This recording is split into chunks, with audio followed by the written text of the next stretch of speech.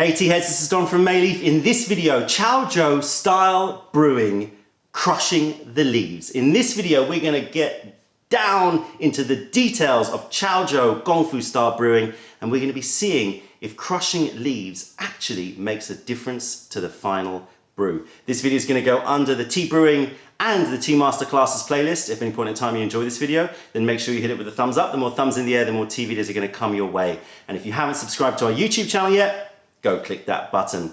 I am here with Tracie. You may remember Tracie, when was it?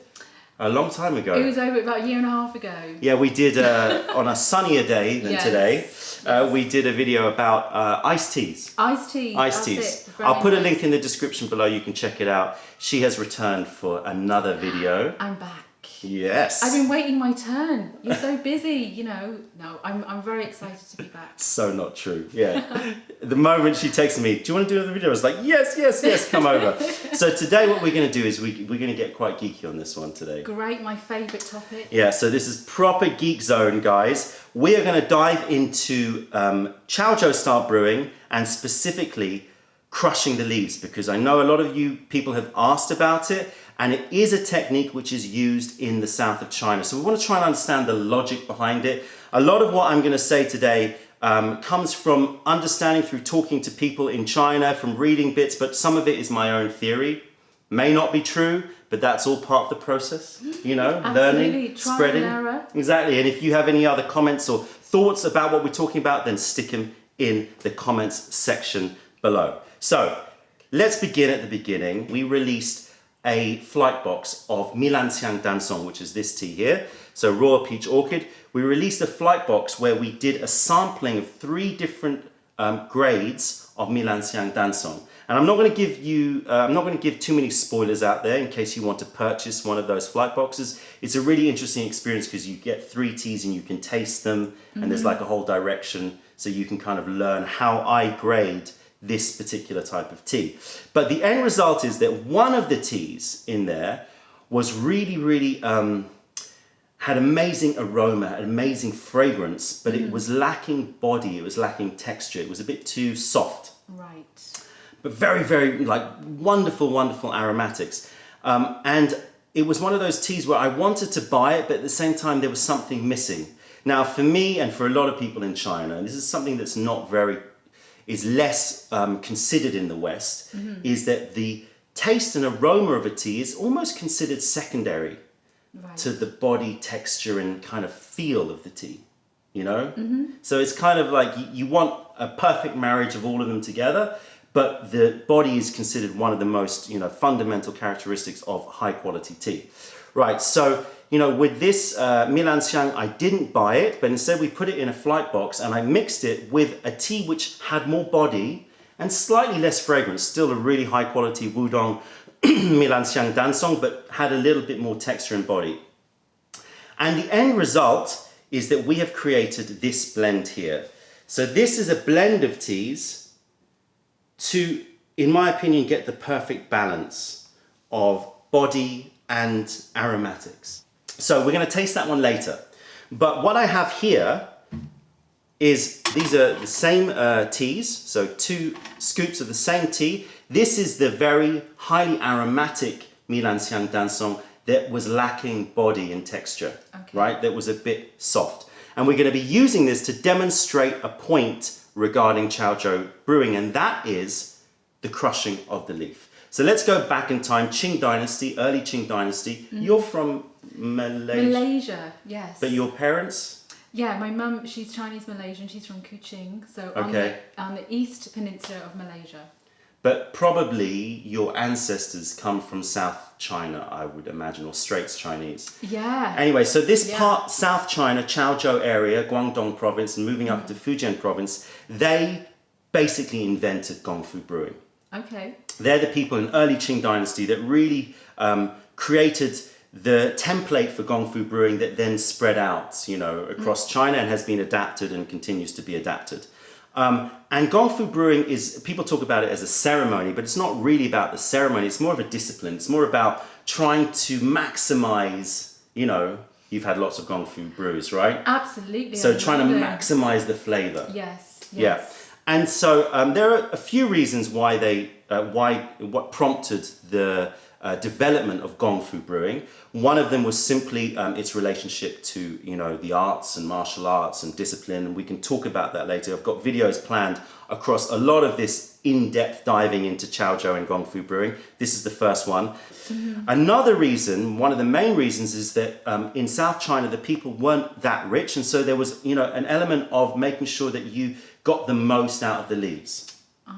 Right? And so in order to do that, they shrunk down the teaware, shrunk down the teapots, shrunk down the teacups. And it wasn't about taking a beverage. It was much more about really appreciating the taste in small sips, right? And brewing a smaller amount of leaf, or the same amount of leaf, but brewing it in a small container so you can maximize the flavor, fragrance, and effect, versus brewing what is now considered Western style, but was being brewed before the Qing dynasty, which was, a larger amount of water to leaf and brewing it for a longer period of time. So Gong Fu style brewing, for those of you who don't know, really one of the key fundamental tenets of it is you shrink the teaware down and you have a large amount of leaf to water ratio. In other words, a lot of leaf compared to the amount of water. Before that, and in Western style brewing, it was much more about lots of water with a less amount of leaf for longer brewing times, okay?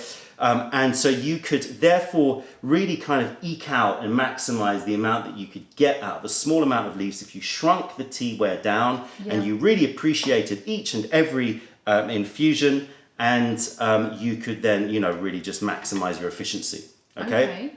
We can talk more about that on future videos. One of the other reasons why Gong Fu Brewing was created was it was created around the same time as Oolong tea. Right? And Oolong tea, what is one of the fundamental aspects of Oolong tea is that after the withering and heating phase, they roll the tea, right? Right. So you've seen ball rolled Oolong before, yes, yeah? Where they really, really roll it. Yes, super tight little balls. Exactly. And then you've got this style Oolong, which is strip Oolong, but you can see it's still pretty rolled up, right? Now they do roll other tea types.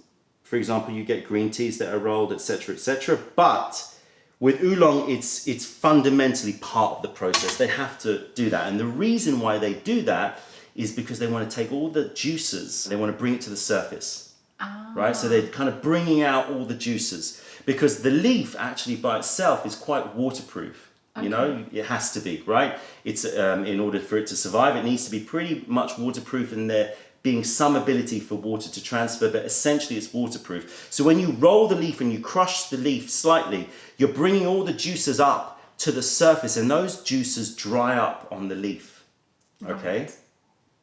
And those juices tend to have a very aromatic, complex aromas, fruits, flowers, creams, all those things. And that's why Oolong tea is known, right? You're an Oolong lover, right? I'm a huge, Oolong is my favourite, yes. So why is Oolong one of your favourites? Just because it's so aromatic. Yeah. And because it's very, for me, it's very expansive, the taste of the Oolong tea.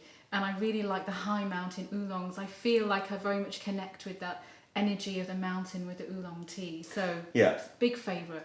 So you have this very bright high aroma, and as you say, complexity in that aroma. So all of the work that they've been doing, because Oolong is a very labour intensive tea to make, all that work is about developing flavour and then bringing it to the surface so that you've got all of these dried leaf juices on the surface that give you this beautiful aroma as soon as water hits it, right?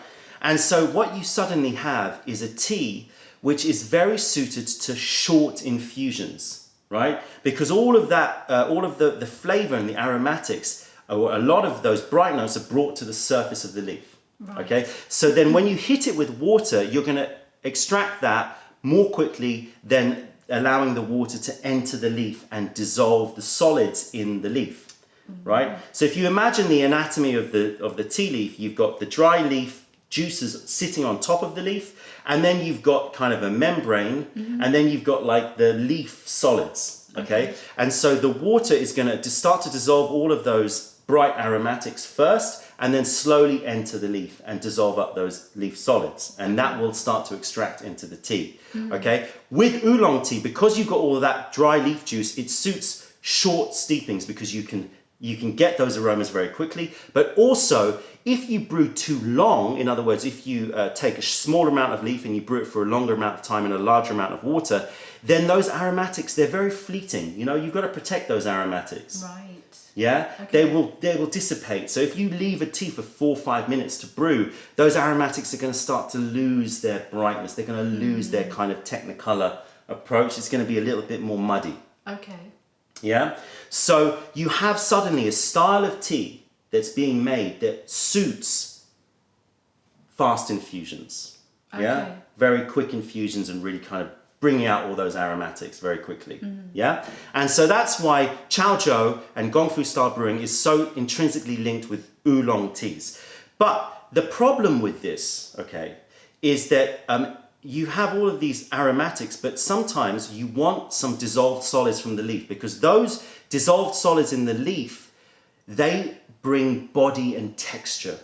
Right? So when we were talking before about the flight box and having some oolong teas, and you may have experienced this yourself, and you yourself too, that when you brew oolong teas, you get all this aroma and it's amazing, but in the mouth, it's just lacking this kind of dryness or body or texture, and some taste as well. Some of the taste of the leafy taste, that kind of vegetal taste, or some sourness or some minerality, that comes more from the leaf material being dissolved rather than the dry leaf juice. Okay.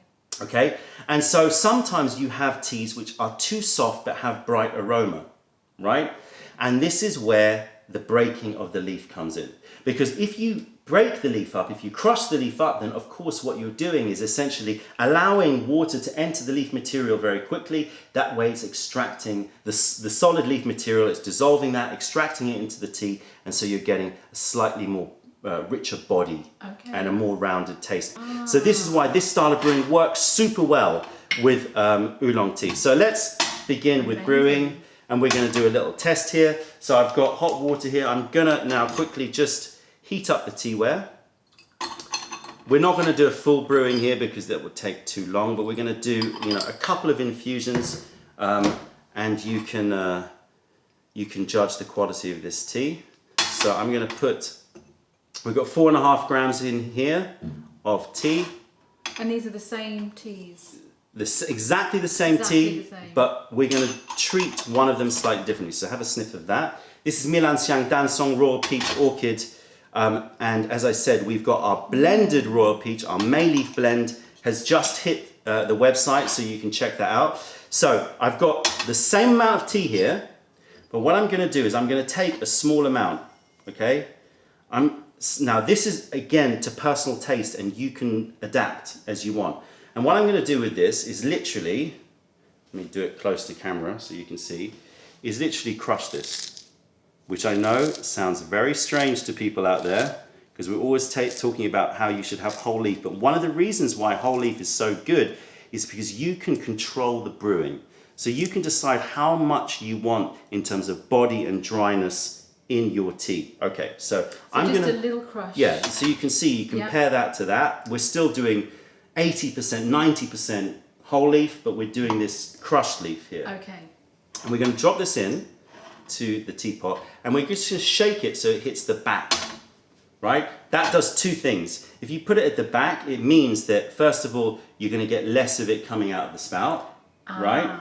Because now I'm covering here with the full leaf. So that acts kind of like a filter, right? The full leaf, it stops too much of the tea dust from leaving, because we want it there. That's part of the whole process of this Chaozhou style brewing. The second thing is it allows you to control the pour. So you can also, if you've brewed this, right, the first pours are going to have a little bit more of the full leaf, and the end pour is going to be that dry astringency that comes from the broken leaf. So you can then even adapt according to your pouring. And a lot of tea masters, what they'll do is they'll pour away the first part, and then they'll pour into the gong dabai, and then just when they think, yeah, that's enough of the body, they'll take it away. So they get to know the tea. So it becomes, very, very important. It's also important that when you pour the water, I'm not going to I am not going to rinse this for this one. But when you pour the water, don't pour it directly over the broken leaf. Right? Okay. Because then it's going to really extract very quickly. Okay. So you want to hit the whole leaf and then let that water reach the broken leaf. So it's a real art from start to finish. It's like a. You didn't it's think like, anything else, did you, Tracy? No, and here this is a new blend going on. So you've done your own fresh blend. So this is what anybody can do, right? If you feel that the tea is too soft, lax body, but you like the high aromatics, then what you can do is rather than steeping it for longer, which is going to, as I said, mean that you're going to be less economic with your leaf, right? And also it means that you're going to lose the aromatics because you're brewing it for too long, right? Because it's going to start to muddy in there. You can preserve the aromatics whilst getting the body and the texture by doing this method. Okay. That's the theory of it. Now there are other theories, like, so for example in Chaozhou brewing, a lot of the time that what they did was they used cheaper, so they'd use a different tea for the broken.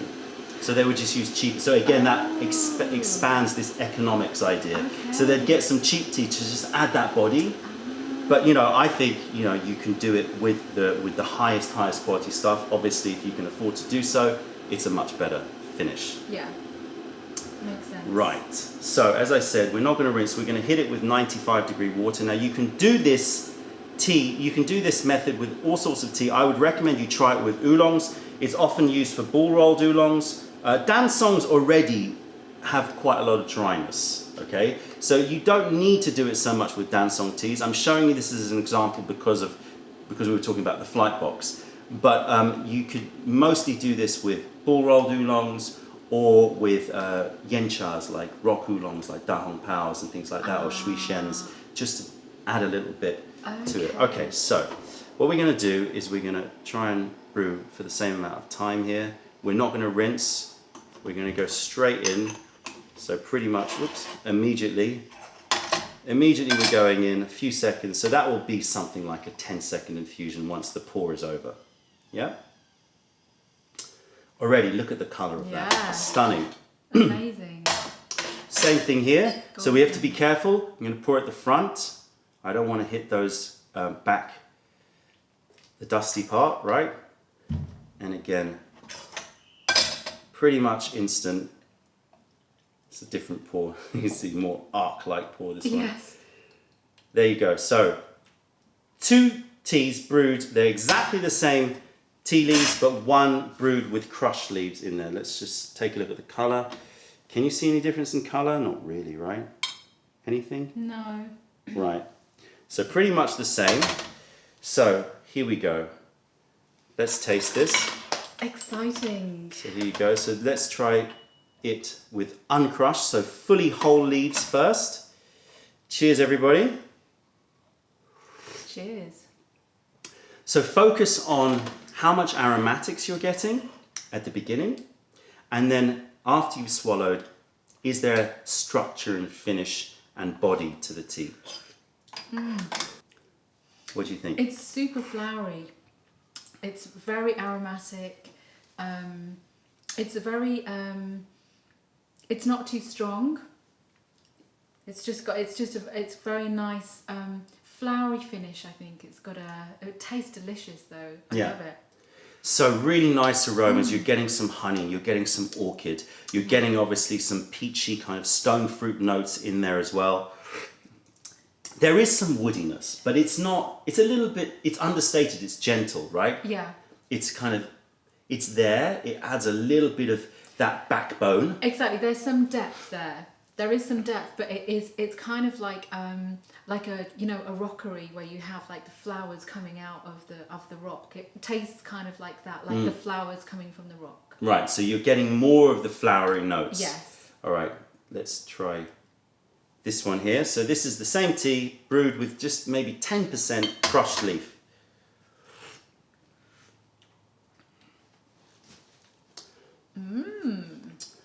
Different. Different, very different. Amazing. I mean, it's surprising, right? Yeah. How different it is. So what I'm feeling with this one is when I drink it, I just feel like it's much more earthy. It's like we've gone into the rock. It's more earthy, it's more grounded. There's still those floral top notes. I can still taste everything that we had in this one, but this one just feels more grounded. Right. So to my taste, you're still, as you say, you're still getting the top notes. Yeah. But then you're getting a little bit more balance because you've got a little bit more mineral rocks, like your rockery. Yeah. You're getting a little bit more wood, you're getting a little bit more earth, and the finish is more quenching. Yes. The finish is drier. Yes, it is drier, yeah. Now, it's not about which is better. It's more about preference. Sometimes you might prefer soft, light, more about the top notes aromatics. Yes. Sometimes you might prefer this one. Exactly. This one is like more full-bodied. It's got more...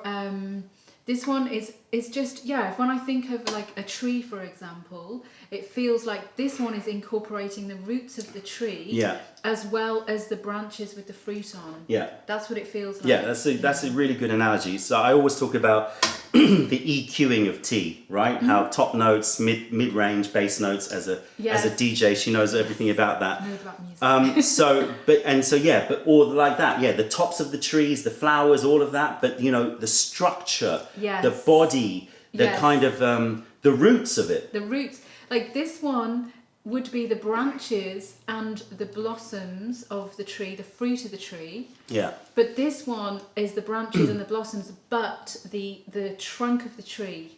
Yeah. So taking us down much more into the earth element. Yeah. So it's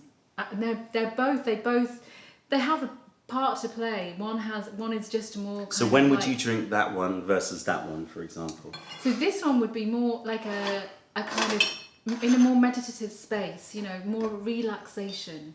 If I was wanting to relax and just be in a quiet space, I would take the aromatic one. But if I'm doing something more serious, if I have to do some work and I need to focus, I would go for the one that's more. Well, that's interesting you say that, because when you have a more full-bodied tea and you have that more leaf. So what's happened here, just to recap, is that this style of brewing, it's taken away some of the, it's extracted some of the dry leaf juice, but it's also, because of the broken leaf, it's been able to extract some actual leaf material, right? And so what you're getting therefore is you're going to have more of a potent effect. Right. So when you tend to get that more dry sensation, astringency, slight bitterness, then it's more likely that you're going to have a more stimulating effect, or it's going to have more kind of energetic effect, or it's just going to be stronger. So you're right. This one is much more, the softer one is much more about that, maybe that kind of meditative. Yes. You don't want the tea to have too much of an effect, but you want instead for it to have those aromatics, those bright notes, those kind of lift you up, ethereal notes. Yes. I mean, the other differentiation is maybe that this one is more feminine and this one is more masculine. I mean, you know, if we were trying to find words to describe it. Yeah, no, I understand the logic of that. Yeah, the one with the trunk of the tree and the more earth notes is more masculine. Ooh, this lid is, I got the wrong lid, didn't I? Okay. That shows you it's handmade. The lid doesn't fit, but then they are different styles as well. Okay, so clearly a difference, right? And we can brew this again and again and again, and I've done it, and you can taste the difference. One of the other advantages of this style of brewing, where you take some crushed leaf, is that it basically evens out the whole experience. Because your first few infusions of this one here, the uncrushed leaf, will give you much more of those aromatics, those high notes that we were talking about. And as the leaf starts to unfurl and extract and the water penetrates deeper and deeper into the leaf, it's going to be less of that those bright aromatics, and you're going to get more of those minerals, dries, right? And so you're going to find this sweet spot probably around infusion 2, 3, 4, where you go, that's a nice balance, right? Where it's not just aromatics, but it's not just kind of dryness, Okay. When you have the crushed leaf, what you're doing is essentially evening that out, because from the first brew, you're getting the mix of aromatics with the leaf material, right?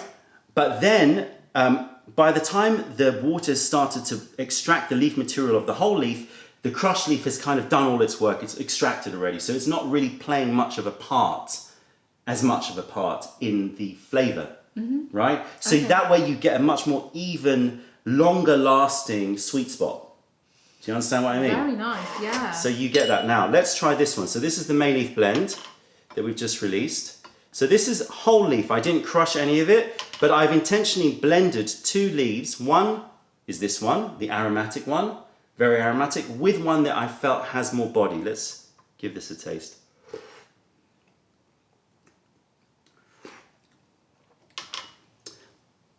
And if you compare them, you're welcome to help yourself to the others, you can see, you know, what we've done in making this blend.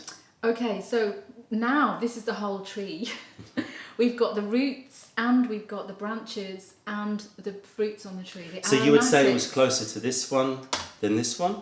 I would say it's this is the balance of those two. It's a combination of the structure and the rootedness of this one and the astringency with the aromatics on the top. Right. So it's a mix. It is a mix, and so this is an example of blending, and it's an example of what we can do if you find that you want to keep it whole leaf, but you want that perfect, sweet spot, giving you the body from one tea and the aroma from another. The aromas that are coming from these teas is just, I wish we could transfer the smell through the video, because it just smells amazing right here. Yeah, there's a lot of good smells here. Flowers, honey, yeah, like you say, the orchids and the rock. I can smell the earthiness as well. Yeah, definitely all there. This is a really highly aromatic tea, and that's why with oolong teas, especially these kinds of teas, it really suits this style of brewing, this Chaozhou style or Gong Fu style brewing. As I said, Gong Fu style brewing has its roots in Chaozhou. This is the beginnings of Gong Fu style brewing, and then it spread everywhere, and it's becoming more and more popular. But it was all about the fact that you suddenly have this type of tea that's being produced that have all of these aromatics. You can then start to really play around with short infusions. But really, it's a really interesting method, this crushing method. I've seen it being done, and I was always wondering why they were doing it. And the more I think about it, as always, the ancients, there was a logic. There is a logic to it. It may not have been totally clear to them when they were doing it, but there's a logic when you think of the science of the dry leaf juice and the dissolved solids in the leaf. How would you sum up? Which is your favorite tea? How would you sum up? Well, I love the way that we've done this. I love the way that we started with this more aromatic one that's much more like I mentioned before, like the tops of the tree, the branches and the fruits of the tree and the aromatics, and I love that. It makes me feel as if my lungs are expanding. There's a lot of space there. But this one, which is more astringent, really feels like I'm going down into my roots. It's more grounding. More earthy. So it's got that earth element to it, and I work with the elements, so for me it's really interesting to look at the teas in this way. But I have to say that my favourite is the blend, because that is the one that brings the two together. So I'm feeling the roots and the groundedness of the tree and the earth, but also enjoying the flavours and the aromatics of the flowers as well. So yeah, the last one. Yeah, so well done. I think the differences between these two, they're very similar in terms of the flavour. This still has the aromatics, but there's a certain kind of slightly overly astringent note there. And I think you can control it by making sure you grind the right amount of leaf, and that's going to depend upon the tea and your own personal choice. The great thing about this one is that for me, that's the perfect balance in terms of body, texture, dryness, and the aromatics. Yes. I forgot to say, Tracie works with elements. She has her own company, yes. and whole business around elemental resonance. Go check her out on YouTube. I'll put a link in the description below. She's just started her YouTube channel. She needs support. She needs support out there. So go and check her out. But yeah, it's a fascinating thing. I love looking at these kind of in-depth things that were done from 1600s that Absolutely. actually make sense when you try them out. So check it out. And again, the beautiful thing about whole leaf is it gives you this control. If you find a leaf which is too soft in terms of texture, you can break it to extend the kind of texture and body by dissolving those leaf solids in the actual tea itself. And that's why you should always stay away from tea bags, because all you get is the dust and you have no control at all. This gives you all the control. Some people might like a really, really dry tea, then grind up 20%. I know in Chaozhou, they like it really, really hard. They like it very, very, really, really strong, very kind of puckering, you know. You feel it in your throat for like, for hours afterwards. It's like constantly gripping, but that's the way they like it. So it's all about personal taste. There's no right or wrong, but use this technique. Don't be afraid to crush up those leaves. That's it, tea heads. Thank you very much, Tracy. You're welcome. And it's an honour to be here. as always, usual. you're welcome back for any other videos that you want to do. Saves me being all alone here drinking tea. If you guys made it to the end of this video, then make sure you hit it with a thumbs up. Check out our YouTube playlist and let us know if there are any videos that you would like us to make. If you're ever in London, then come visit us in Camden to say hi and taste our wares. If you have any questions or comments, then please fire them over. Other than that, this is Tracy. I'm Don from Mayleaf. Thank you for being a part of the revelation of true tea. Stay away from those tea bags. Keep drinking the good stuff and spread the word, because nobody deserves bad tea. Bye. Bye.